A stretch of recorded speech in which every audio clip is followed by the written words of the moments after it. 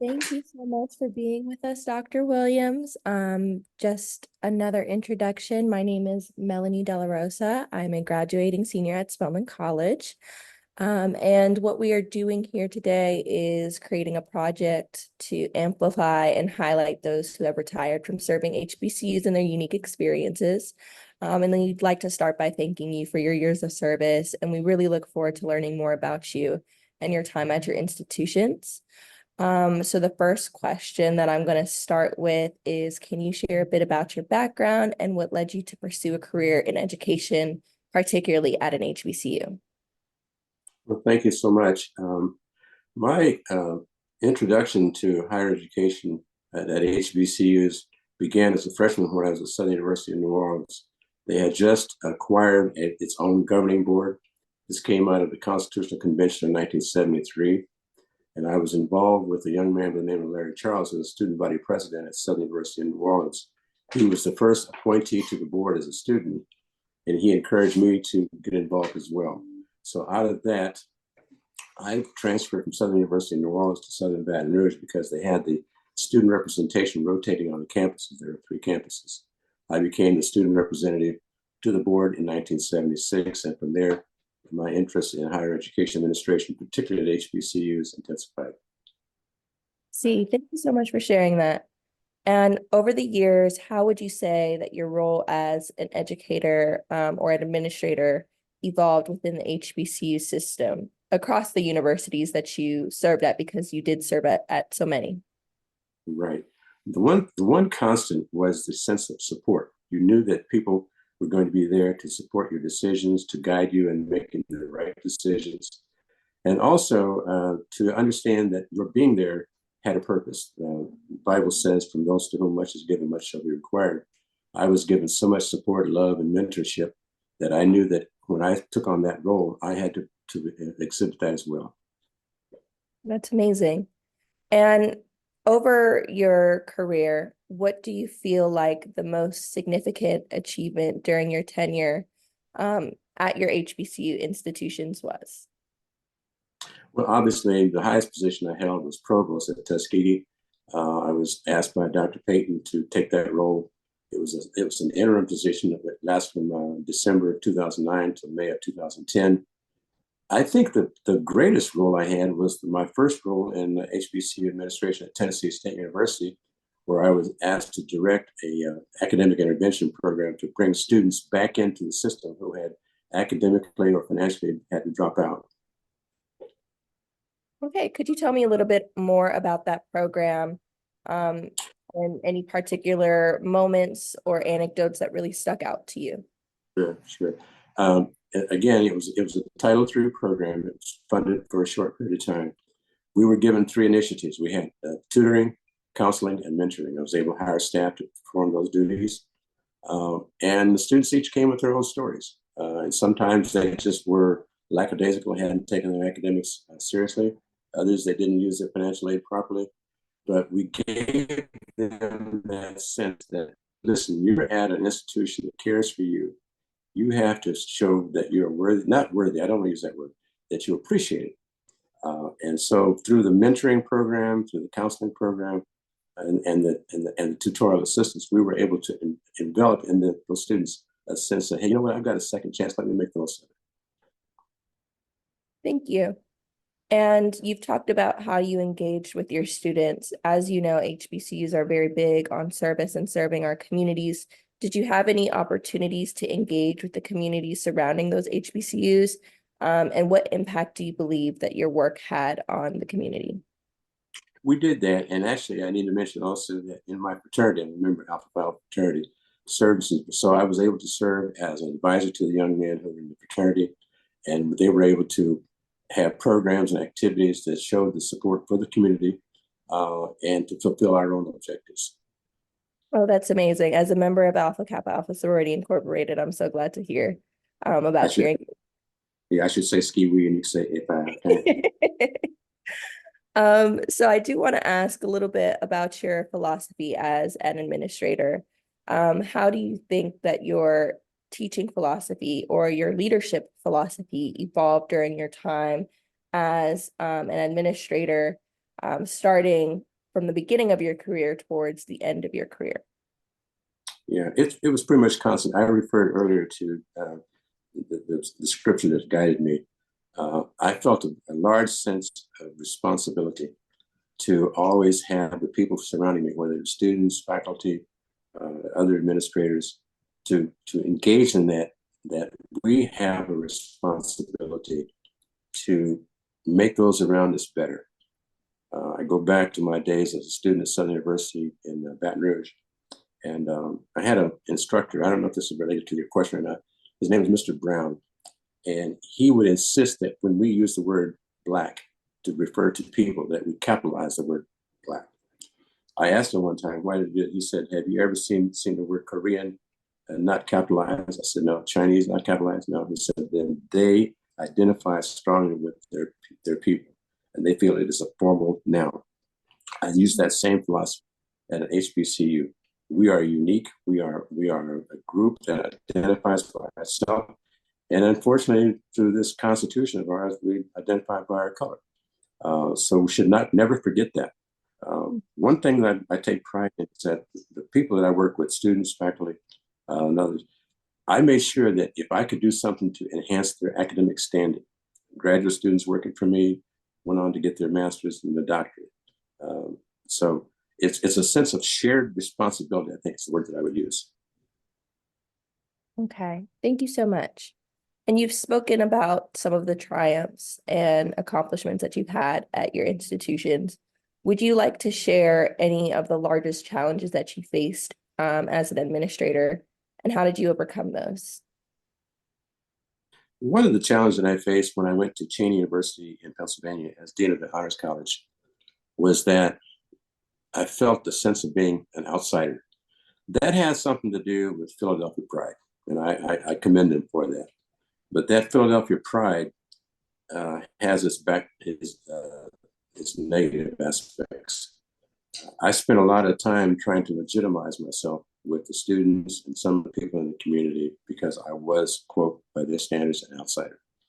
But when we began to produce students and were able to get advanced scholarships for my honor students to get their doctorate or law degree or whatever, they saw that I was serious about making people better who came into my sphere. And over the 2 or 3, actually it was 5 years, we were able to get a lot of that in the background. I need to mention, though, that in the midst of all that, we had a change of 3 presidents while I was there. And the last president, she came in from North Carolina. She had her agenda, and that agenda did not include expanding the Honors College to the extent that I wanted to. But by that time, I had been promoted to Dean of Graduate Studies. But there was a personality conflict. And so when she reorganized, I was reorganized out. I see. I see. And when you look back on that experience, if you could share advice for young professionals and young professionals who would like to enter the education space, how would you suggest that they manage, sudden changes to administration or, differences in philosophy or even personality?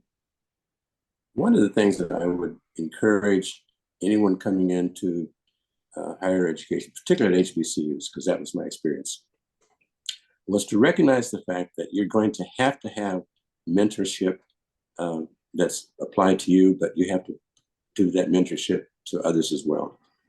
And I would encourage them to look at it in 5-year spurts. Your first 3 to 5 years, you're learning what the whole picture is, but you're also learning what that campus is like and what the people on that campus are like. Hopefully, you will be productive enough that people will recognize that and see that you are ready for another step. And that's basically what happened to me over 32 years in Black higher education. I was fortunate enough to have people who believed in me, who were patient with me, who took me under their wing and saw that I saw not just the day-to-day work that I was doing, but the larger picture, that HBCUs fulfill a dream that should never die. We should always be aware that the role that we fill is essential not only to the individuals who are part of it, but to the nation and the world. You've spoken extensively about the importance of mentorship. are there any mentors that you've had that stick out in your mind right now? And would you be willing to share a story about? Um, Dr. Charles Isaiah Brown was a professor at Fayetteville State University. I met Dr. Brown at a conference, the Association for Institutional Research Conference in Minneapolis in 1981. He was a little old guy walking around, gathering people up to come to the meeting. And he took me under his wing and he told me, he said, boy, he said, we got a lot of work to do. He said, I'm getting too old to do it all by myself. And so from 1981 until he passed in 2008, he was my primary mentor. But I must say that the university presidents that I've served under, they all saw something in me that they wanted to extend themselves in. And if you follow what I'm saying, because we all have a limited amount of time. And if we don't pass on the baton, we run the risk of losing the race. And so Dr. Brown, C.I. Brown, the students at Fayetteville used to say that Dr. Brown was so hard that the only C you were ever going to see was the C in his name. Yes, that's amazing. And I really appreciate you for sharing that experience. And I'd like to encourage you to just reflect on the totality of your career as we near the end of this interview. With the benefit of hindsight, is there anything that you would have done differently in your career, or something that you would have tried if you had the opportunity to? I would have tried to be more involved in the classroom. I had a brief stint I remember when I was associate dean, College of Education at Tennessee State. I did teach classes. I taught every class that was in the curriculum for the master's and doctoral program. But the satisfaction that I got as an instructor, as a faculty person, was one that I would like to have expanded upon. I did, out of 32 years, 5 years were in the classroom. But even while I was in the classroom, I also did administrative work. But I would like to have been able to teach more, because that's when you get that interaction with students. And I'm just going to share one story. I had a young man, he was in the master's program, and he had an assignment to do a research paper.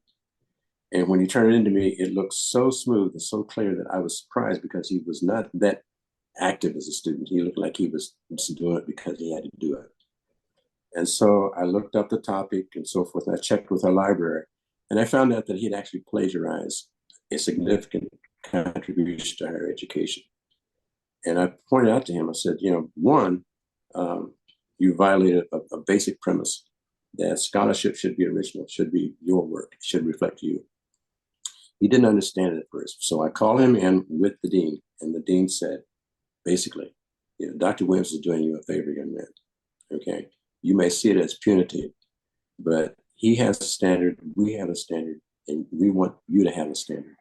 And so if you understand what we're saying to you, and you absorb that into your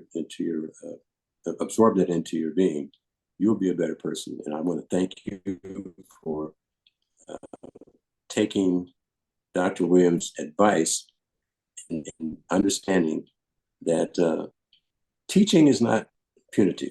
Teaching should never be punitive. It should always be instructive. Sometimes it's difficult to have people understand that, because when you teach them something that you expect them to know, they see that as an accusation. And it's unfortunate that it goes beyond just the classroom. This is in life. But the bottom line is, I don't mind not being able to do what I could have done. But if I had one thing to do, I would have spent more time in the classroom. And as you look forward, what do you hope that current HBCUs and current HBCU students keep in mind about their experience and their position in the world today? Boy, that's a tough one, because we're faced with challenges that we thought we had overcome. I see all this rhetoric about DEI. We thought we had solved that with affirmative action. We thought we had solved that with a lot of the court cases that made America recognize that there was a whole population of people that they had deliberately underserved. I go back to my beginning. The reason I got involved as a student is because we were dealing with the funding issue at Southern University. We did a calculus, and basically it was like we were getting about 1/10 what LSU was getting. Now, LSU is a big organization. They had more students, they had more programs. We understand that. But when you get down to what level we are equal, we could see that we were not getting the funding level. You've got to have the resources to be able to deliver the services that people need. And so as we get more sophisticated in America, our conservative opponents understand that the leverage that they have is resources or access to resources. You know, I see what University of Texas letting about 60 people off who were involved with DEI. It's very frustrating. So we have to make America understand that what we bring to the table is more than what they would ever deserve. I'm grateful to you that you have recognized that those who have retired from higher education still have a contribution to make. And through that work that you're doing, I encourage you to move forward with it and take what little bit I've been able to offer to you in my advice today, and let that be a launching pad for you as well. Thank you, Dr. Williams. We surely appreciate your time, and we hope to do more projects because, as you have said, and everyone who's involved with this project with Arohi, with Morehouse College National Alumni Association, we believe that HBCU educators, HBCU retirees, have profound knowledge and wisdom that they could share with us, and we'd like to continue to amplify the knowledge and wisdom that you've garnered over your very successful career. So thank you for making the time to be with us here today. Thank you so much. Of course.